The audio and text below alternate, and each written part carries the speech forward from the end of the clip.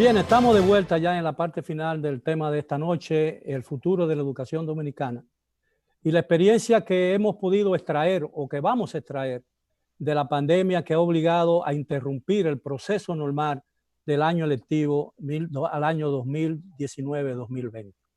Contamos con la grata y honrosa presencia de tres destacados educadores dominicanos, la doctora Jacqueline Malagón, el doctor Julio Sánchez y el doctor Antón Tejera. Bueno, yo hablaba al final que la diferencia en la calidad de la educación privada, de muchos colegios privados que realmente son de un gran primer nivel, y el resto de la enseñanza, especialmente la escuela pública, que si bien ha aumentado y ha mejorado la calidad con la dotación y la instrumentación de equipos de alta tecnología, la verdad es que todavía hay un abismo muy grande entre una educación, la buena privada, y la educación pública, especialmente en el nivel básico e intermedio. ¿Qué podemos hacer para superar eso y que nuestros estudiantes cuando lleguen a la universidad estén lo suficientemente capacitados para absorber la enseñanza universitaria, ¿no? Y que no salgan con tantas lagunas? Doctor Sánchez. Mira, Miguel, la pregunta habría que situarla también en el contexto actual que estamos viviendo y al que Jackie, la licenciada Malagón, se refería al inicio de este programa, del conjunto de incertidumbre que estamos enfrentando. Porque lo primero que deberíamos señalar, aunque me vaya por un lado tangente de tu pregunta, es que esta situación no es de corto plazo, va para largo. Fíjate casos como el siguiente: Israel abrió su sistema escolar y ha debido en varias ciudades dar marcha atrás por un conjunto de contingencias. En varios estados de Estados Unidos, doña Jacqueline y yo revisamos un artículo del New York Times hace unos días. Ha pasado lo mismo. Primero, por no estar del todo preparado. Déjame decirte que Sergio Manuel Grullón me decía que en Atlanta, el Departamento de Educación había decidido distribuir laptops porque en Atlanta había una buena parte de la población que no tenía dispositivos. Es decir, no estamos hablando solo de República Dominicana ni del tercer mundo. Estamos hablando de un estado norteamericano potente, ni siquiera de los estados que están perdidos en el medio oeste. No, estamos hablando de Atlanta, en Georgia. Y en nuestro país esa situación también está. Pero están también otros muchos límites a los que Jacqueline se refería. Entonces quiero retomar que es una situación que va para largo, muy probablemente. Solamente quería apuntar que las universidades como Cambridge, por ejemplo, ya ha dicho que todo el resto del año va virtual. El sistema universitario de California, que es el sistema universitario más grande de Estados Unidos, igual. CRUE, la conferencia de rectores de universidades en España, se debate todavía en términos de qué va a ser. Y lo mismo pasa en las universidades dominicanas, que es una realidad más simple. Pero por la duración del programa quiero retomar una segunda idea a la que se refería Antón, si me permite estudiarte, Antón. Y era el paradigma con que hacemos esto. Y yo creo que aquí está la gran oportunidad que conecta con el problema estratégico de calidad, con COVID-19 o sin COVID-19 al que tú te querías referir. Y es el siguiente. La virtualización de la cual se habla no es un problema de tecnología. Por supuesto, tenemos grandes límites de dispositivos, grandes límites de conectividad y grandes límites de ambiente familiar, casero, que van a acentuar los problemas de inequidad y de límites a la inclusión en el sistema educativo. Pero aún se superaran los problemas tecnológicos, como los de conectividad, que para mí es el minotauro de Creta, o lo de dispositivos, que es relativamente más fácil. Antón decía que se requiere un cambio de paradigma educativo. Y eso es con COVID o sin COVID. La tecnología es la carreta, los bueyes es la psicopedagogía, en este caso la tecnopedagogía. Y yo creo que ahora mismo con esta gran crisis se presenta una oportunidad de que nosotros repensemos el currículo, ¿Es un currículo gordo o un currículo concentrado en lo fundamental? Los norteamericanos juegan con la palabra muy bien. ¿Es un currículo thick o un currículo thin? Pero un currículum que llegue. Porque en nuestro país creamos un currículum de volúmenes y volúmenes, pero luego lo que logra aprender el estudiante es una ínfima parte de esos volúmenes curriculares. Falta enfoque. Lo segundo, la virtualización, una de las cosas que hace que desplaza buena parte del protagonismo del aprendizaje, de que esté concentrado en gran medida en el profesor, lo va pasando, dependiendo, claro, una cosa es primaria, otra secundaria, otra universidad, lo va pasando al estudiante. Y el profesor tiene que asumir otro rol. Tú señalabas, y con esto quiero terminar, porque estoy seguro que doña Jacqueline y Antón van a referir a algunas facetas más importantes que la que estoy diciendo. Pero tú señalabas lo importante que era el consejo, la opinión, el rol de un profesor de lo que tuviste en ese momento. Pero en ese momento el profesor estaba actuando como un transmisor, estaba actuando como un modelador de rol, estaba actuando más que con técnica, con sabiduría, estaba actuando como un mentor. Y yo creo que con COVID-19 o sin COVID, con virtualización o semipresencialidad, eso que señalaba Antón, que señalaba Jacqueline, de cambiar el paradigma, ahora se hace más urgente que nunca. Y con este esfuerzo extraordinario que han hecho los docentes del sector público y el sector privado, a nivel preuniversitario y a nivel universitario también, se hace patente que es imprescindible. Más aún cuando vamos a tener que seguir en condiciones de mucha incertidumbre, en condiciones en las cuales la semipresencialidad, como quiera que se defina, no le veo que sea posible evitarla. Y quisiera dejarlo ahí en estas dos ideas. El hecho de que esto va para largo, y qué bueno que me permite que lo diga así, porque nos obliga a seguir pensando este cambio de paradigma de enseñanza, aprendizaje, que la crisis y ha sido un detonante, porque veníamos hablando de él mucho, y nos pasó como el cuento del lobo, de que venía el lobo, y el lobo llegó y nos agarró. No una de las y se comió la caperucita. Sí. Pero una de las características que yo observo en el sistema educativo es que muchas veces salen jóvenes muy bien graduados en ciencias, en matemáticas, en literatura, en todo, pero no hablan perfectamente su idioma, no hablan bien. Y yo recuerdo un pasaje en mi época, estaba yo en el segundo del bachillerato, una profesora de gramática, apellido Chupani, pequeñita, delgadita, pero con un carácter realmente famosa, que yo no lo olvidaré nunca, que tenía un carácter que obligaba al más fiero de los estudiantes a guardar su compostura. Y yo recuerdo que una vez le preguntó uno de los estudiantes, amigo mío, sentado al lado mío, dijo, profe, está bien. Y ella dijo, ¿cómo que está bien? Está bien, dígamelo, está bien. Y dice, no, venga. Y le dio una tiza y le dijo, escriba en el pizarrón, está bien. Y el tipo escribió, está bien. Y ella lo llamó y le dijo, ¿por qué si lo puede escribir bien, no lo puedes pronunciar bien? Entonces yo creo que esas son las cosas que no estamos observando en los niveles bajos del sistema educativo, y los profesores no se preocupan por corregir el mal habla de los estudiantes. Yo no sé si yo estoy hablando algo que tiene sentido, pero a mí me parece, sentido. A mí me parece que eso debemos tratar de hacer énfasis en eso.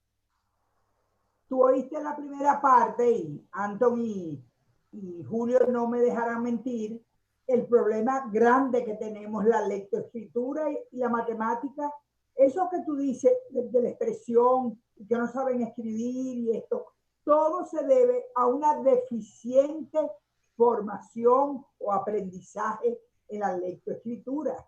Y el tema de lo privado y lo público es un tema que yo hoy en día me siento, yo te diría que hasta con orgullo. Si bien es cierto, yo sé por qué, Antón lo comentó conmigo, las escuelas privadas que tenían plataformas, que tenían profesores que conocían, se fueron de inmediato a la virtualidad. Yo estoy en la directiva de los colegios que nos dio trabajo una semana, pero lo tiramos y han cumplido el currículum, está fenómeno. Pero ¿sabe la gente el esfuerzo que ha hecho el ministerio en poner en días en las páginas del ministerio cuentos, historias, videos, juegos, para que los niños siguieran? Alguien me dice, pero no le pusieron matemáticas, no le pusieron ciencia. Bueno, no le podían poner el currículum, porque no tienen especialistas que puedan montar el currículum, que puedan descargar un currículum para un tema de virtualización. Pero los niños aprendieron, aunque sea cultura, pero aprendieron. El ministerio los llevó, los acompañó, no los dejó solos. Y ejemplarmente, esto es algo que se lo he dicho a Xiomara Guante, que me impresiona muchísimo ella como líder de la ADP. Los docentes, para mi sorpresa, han sido mucho más los que han acudido a apoyar este aprendizaje en los niños que los que simplemente lo han tomado como si fuera vacaciones. Lo que decía Julio de los países que han echado para atrás, usar esa expresión, ¿qué ha pasado con Suecia? Suecia no creyó en el coronavirus, no hizo nada, siguió la vida tal y como la llevaba. Y cuando cayó en el primer brote, busquen los muertos que lleva Suecia, lo que están haciendo ahora. Singapur cayó en un segundo brote, se están volviendo locos. Beijing cayó en otro brote. Entonces, el miedo mío es que nosotros podamos caer en un brote peor de lo que hemos tenido y que no sean 600 muertos, muertos no, contagiados en un día, llevamos 500 y pico, 600 y pico de muertos. Que venga una ola de un nuevo brote y nos encuentre de manera que, qué sé yo, 800,000 contagiados en un día. Nosotros no tenemos las clínicas para atenderlo. Hoy la clínica Coromina de Santiago por un anuncio que no puede recibir una persona más. He oído al doctor Sánchez Cárdenas diciendo que todavía tenemos espacio en las áreas donde hay que darle atención especial. Pero ¿y si se llenan esas áreas? ¿Qué vamos a hacer? Y la escuela no es lo principal, ¿eh? Lo principal es salvar la vida. Y después de salvar la vida tenemos el problema de generación de ingresos. Hay que hablar de la economía y de la producción. Y luego lo social, entonces sí vamos a hablar de la escuela. Porque en la escuela es que está el futuro del país. Y de una u otra manera tenemos que atender ese futuro. Virtualización. Y yo espero que la escuela no olvide a los estudiantes amar los libros, porque decía alguien que, un escritor muy famoso, decía que se puede llorar frente a la página de un libro, pero no frente a una pantalla de televisión. Es cierto. O a una pantalla de... Pero ¿cómo tú crees que los niños van a aprender a leer si las escuelas no tienen biblioteca? O los maestros no tienen 4 o 5 libros para leerle a los niños. Estamos haciendo un esfuerzo en el ministerio, pero no ha sido suficiente. Y no es cuestión de que el gobierno no ha atendido, ¿no? Yo creo que el gobierno ha hecho cosas muy buenas. Me aterra qué va a pasar económicamente. Le decía a Julio, ¿qué tú crees? ¿Llegaremos al 4%? Pues yo creo que necesitamos más del 4%. Según la ley debemos estar en el 5.2, 5.3 este año. Yo tengo una pregunta que me inquieta desde hace mucho tiempo y va dirigida al doctor Julio Sánchez. Bueno, va dirigido a todos, pero al doctor Julio Sánchez porque es un rector universitario. Es decir, ¿cree usted que los exámenes de admisión, los exámenes de prueba de admisión en las universidades deben mantenerse o el estudiante le basta con su título de bachiller para ingresar a una universidad? Que se necesitan pruebas de vocación antes de ingresar a una universidad para ahorrar costos en el sistema educativo, porque muchas veces se pierde mucho dinero educando a un estudiante que quiere ser abogado y a lo mejor hubiese sido mejor arquitecto que abogado. No, Miguel, definitivamente yo creo que las pruebas de admisión son imprescindibles por 3 razones. La primera de ellas, tú tienes que asegurar que la persona está preparada para educación superior. Lo otro sería populismo. Y te voy a dar un dato que lo podemos discutir en otro programa. La deserción bruta en la Universidad Dominicana, en el sistema universitario dominicano, ronda el 50%. Entonces, ¿la deserción? La deserción bruta. Wow. Bruta por una razón, no se ha podido filtrar si el que deserta se fue a otra universidad, porque no hay una base de datos. Pero los estudios que se han hecho, 3 estudios que yo conozco, uno de la doctora Mayra Brea, ya de una década para la UAS, y 2 de la doctora Altagracia López para el sistema universitario en general, el sistema universitario dominicano, arrojan cifras a ese nivel. Entonces, lo que tú estás logrando es que la mitad de ese estudiantado se queda a mitad de camino, archivado en la universidad. La segunda razón de la prueba de admisión es que tú haces con la prueba de admisión. Yo te voy a decir nuestro caso. Nosotros aplicamos desde 2013 prueba de admisión y después con la nueva normativa del 2015, ahora por regulación externa. Los estudiantes que quedan limítrofes, es decir, que quedan muy cerca de aprobar, van a un propedéutico sin valor de crédito. Y se recupera el 70% de esos estudiantes. Pero cuando son admitidos finalmente, están en mucho mejores condiciones. Es decir, la prueba de admisión no necesariamente tiene que ser excluyente. Es un diagnóstico también que te puede decir si hay los recursos, si hay la oportunidad, que vaya a un propedéutico que los recupere, pero no que entre a nivel superior para finalizar. Y la tercera razón es que en muchos países, aquellas profesiones de mayor, no quisiera usar la palabra estatus, pero de mayores restricciones, la prueba de admisión te dice, bueno, mira, en esta tú no puedes, puedes en otra. Y ahí viene la prueba de orientación. Entonces, para aquellos que ven la prueba de admisión como una navaja inevitable que corta la vida de los estudiantes, por eso te quería dar la triple explicación. Ahora, yo creo que es menos responsable decirle al estudiante, entra sin tener las condiciones y sin ofrecerle los propedéuticos, la nivelación, los apoyos necesarios, para entonces resultar que tenemos uno de los sistemas de educación superior con una de las decepciones más altas de la región y con una tasa de titulación, es decir, en qué tiempo y cuánto se gradúan después que entran, de las más bajas. Eso es documentado en estudios y lo conocemos todos los sectores de universidades. Además tenemos una de las... Sí. Algo de lo que dice Julio, que Julio lo debe saber con más detalle que yo. Julio, tú has visto lo que está pasando en Estados Unidos, ¿verdad? Y digo Estados Unidos, puedo mencionar cualquier país de Europa. Están eliminando el SAT, que es la vaca sagrada de cuando uno termina el bachillerato, o el ACT para entrar a la universidad, porque hay eminentes pedagogos como el doctor Fernando Reimers, de la Escuela de Educación Graduada de Harvard, que dice que después que un muchacho, un niño, un joven, pasa 4, 5, 6 meses por circunstancias como esta, fuera de la escuela, cuando vuelve a la escuela, ya ha olvidado mucho.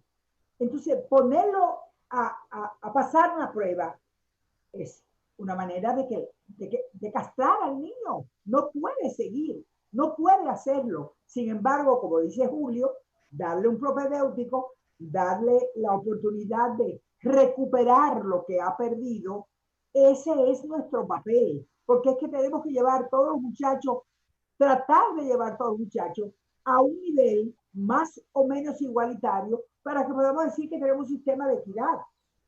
Eso es imprescindible. Bueno, nos quedan 3 minutos de programa. Yo quiero darle 1 minuto a cada uno para que saquemos conclusiones y podamos decir qué podemos hacer en el corto plazo para mejorar y a dar ese gran empujón que necesitamos para alcanzar a aquellos que se nos fueron delante. Doctor Tejeda. Muchas gracias, Miguel. Y de nuevo, muchísimas gracias por la oportunidad de estar en tu programa y estar en compañía de estos intelectuales educativos. La oportunidad ha sido mía. Y la verdad es que tengo que decir que todo lo que ha dicho el doctor Sánchez, incluyendo el tema de las pruebas de admisión o las pruebas universitarias, yo estoy de acuerdo con eso, porque yo, aunque no soy ingeniero, sí pienso que lo que no se mide no lo podemos controlar y se debe medir al principio y al final, a la entrada y la salida, ¿no?, de cada ciclo educativo. Yo quería dejar una idea. La idea mía es el concepto de la educación para la empleabilidad. Nosotros tenemos que definir claramente qué es la educación. La educación es un proceso de adquisición de conocimientos y valores. La gente cree que la educación es como pasar trabajo. Es que tú estás adquiriendo conocimientos. Entonces, si usted no quiere adquirir esos conocimientos o tiene otros intereses, la educación, el sistema educativo dominicano tiene que estar estructurado, y esa es parte del cambio de paradigma, para que aquellos muchachos que quieran una educación técnico-vocacional, por ejemplo, tengan esa capacidad y puedan emplearse rápidamente.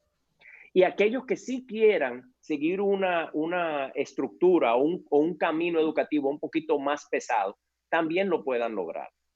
Para mí es sumamente importante que hablemos de las diferencias de la efectividad del aprendizaje, porque se habla de educación, educación, educación. Es el aprendizaje, ¿no? ¿Qué ha aprendido ese estudiante?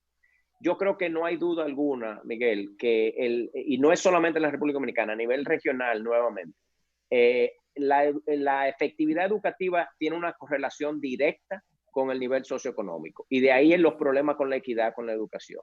Entonces, el sector educativo privado, del cual yo represento una parte, está en la mejor disposición de cooperar y colaborar con el sector educativo público y ofrecer lo que podamos, por ejemplo, maestro sombra o ese tipo de funciones, de hablar con los rectores de la universidad y estar claro qué necesita la universidad para que cuando ese muchacho llegue allá tenga los conocimientos básicos. Bueno, yo le agradezco su participación. Nos queda solamente 45 segundos. Perdón. Quiero dárselo a los dos, a Jacqueline y al doctor Sánchez, para cerrar el programa e invitarlo a un nuevo tema relacionado con la educación en un futuro cercano. Espero que me acepten. Doña Jacqueline, no puedo pasarme del tiempo. Voy a coger 15 segundos para que Julio coja más de 15. Y es, la educación tiene que ver cómo hace posible que cada niño pueda alcanzar su potencial, y que alcanzando ese potencial, el niño al crecer, al ser un joven, pueda lograr hacer realidad sus sueños. Doctor Eso va Sánchez. con la empleabilidad de lo que hablaba Anton.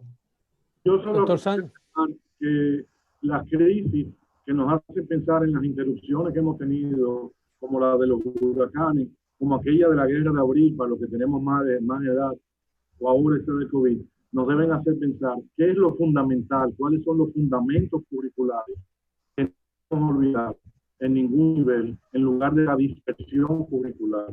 Y quizás esto lo podríamos vincular en otra conversación con aquello de la efectividad que hablaba Antonio, de para qué la enseñanza y cuáles son los logros de aprendizaje que no podemos arriesgar, que no podemos descontar. Los fundamentos.